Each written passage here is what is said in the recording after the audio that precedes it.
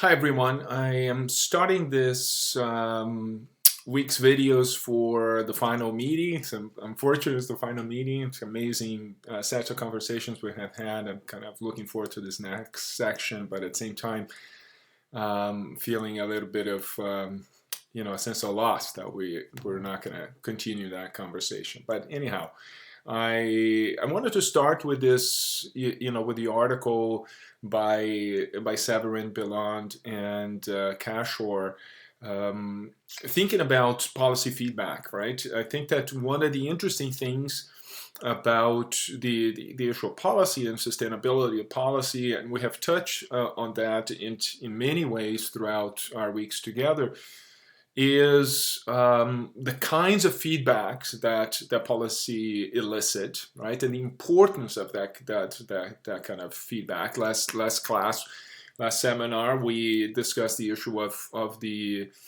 of the new policy in Finland, right? In that document, that two-page document, and how much conversation that can generate. And of course, feedback in a sense is about the kinds of generative conversations that a document or that position or that a policy can generate. And I think that is a really important part of thinking through these notions of policy and thinking about policy practice in a daily way, which is what we try to present, the text, the behaviors, the manner in which policy gets enacted, the kinds of consultative environments, the kind of collective or hierarchical ways in which leadership it's put forth. All those things, all these as manifestations of policy, have an impact on the discourse of an environment, right? How do we talk about education and what the kinds of aspirations we think are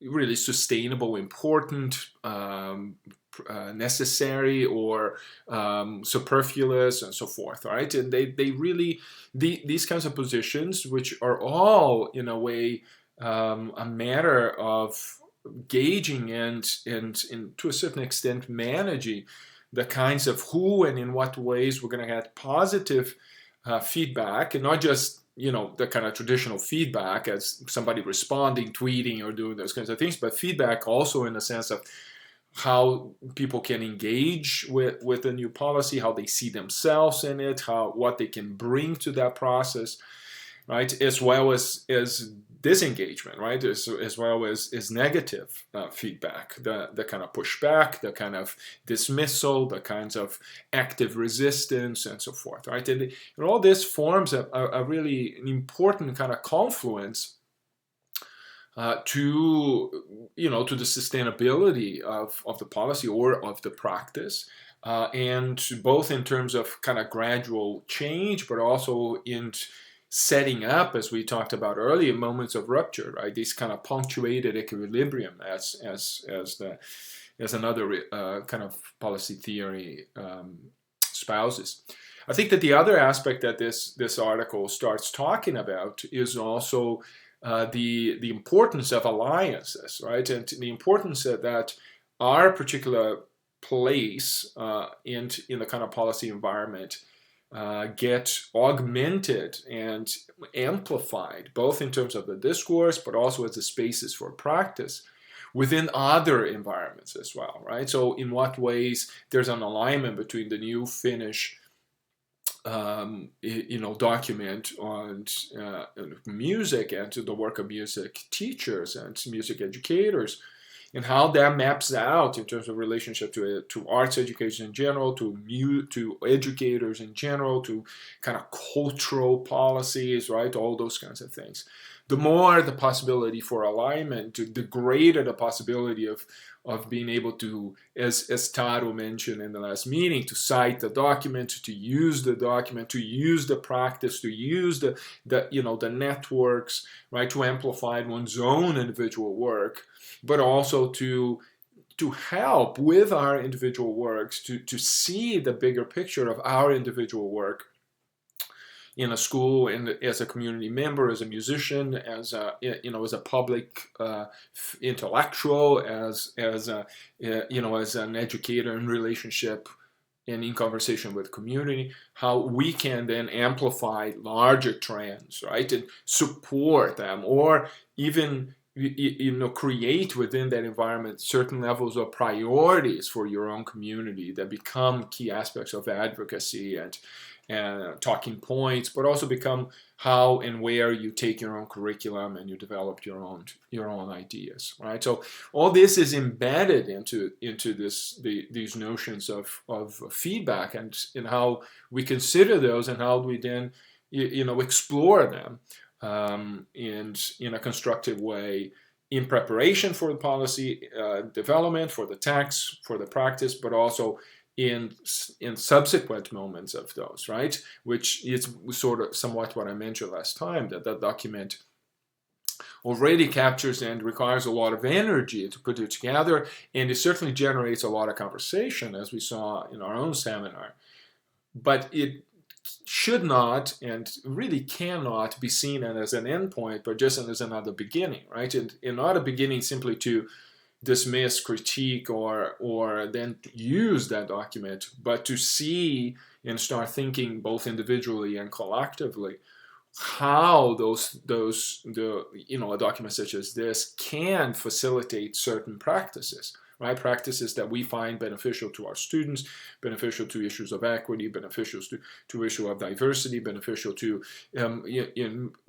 cultural development, and however way your own organization or school thinks of it, right?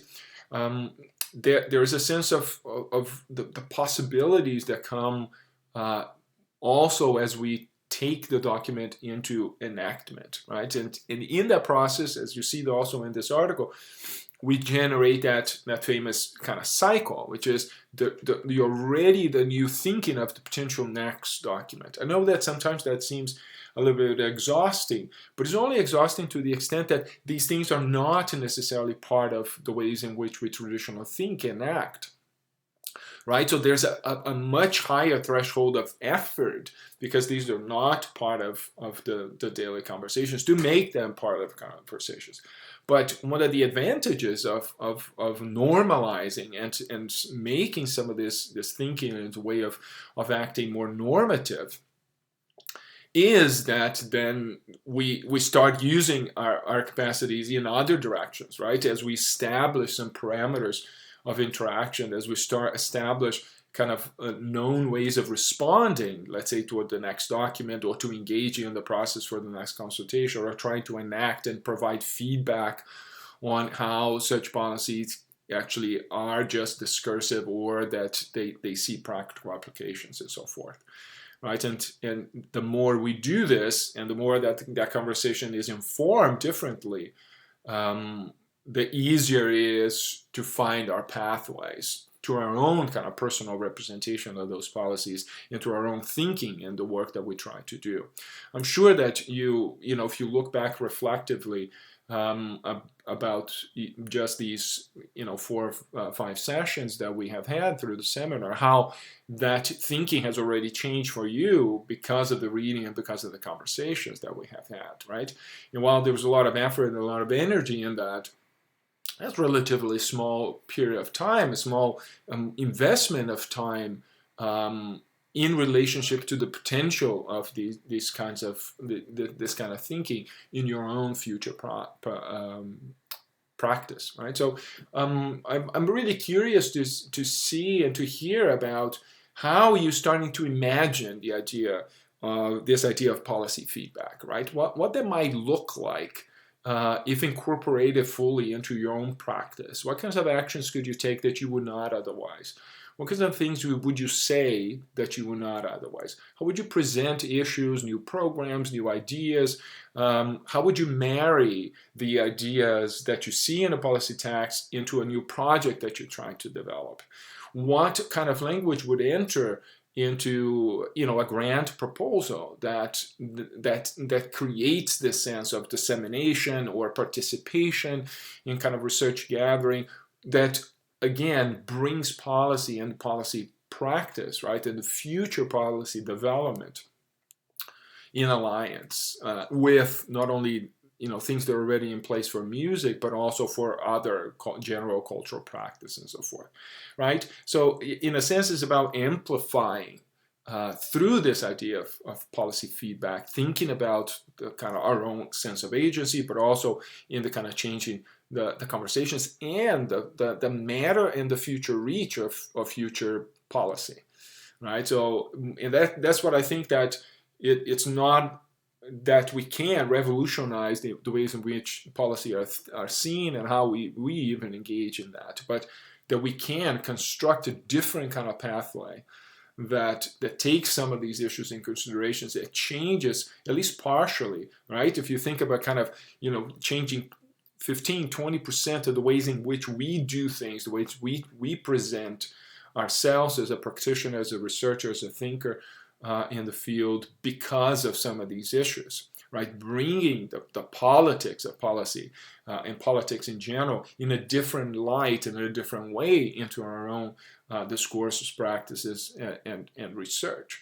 And I think that is the value of understanding some of these. So, and I think that this article then sets up a different conversation when we look at the other two, which we will, talking more specifically about issues of equity, racism, and multiculturalism, right? That are so prevalent today, that require obviously the specific urgency that we feel about these issues, but they also require an understanding and a sense of what is it that can long-term be done, and how do we achieve that long-term gains and changes, right? The kind of work that is actually rather difficult, but nevertheless really essential.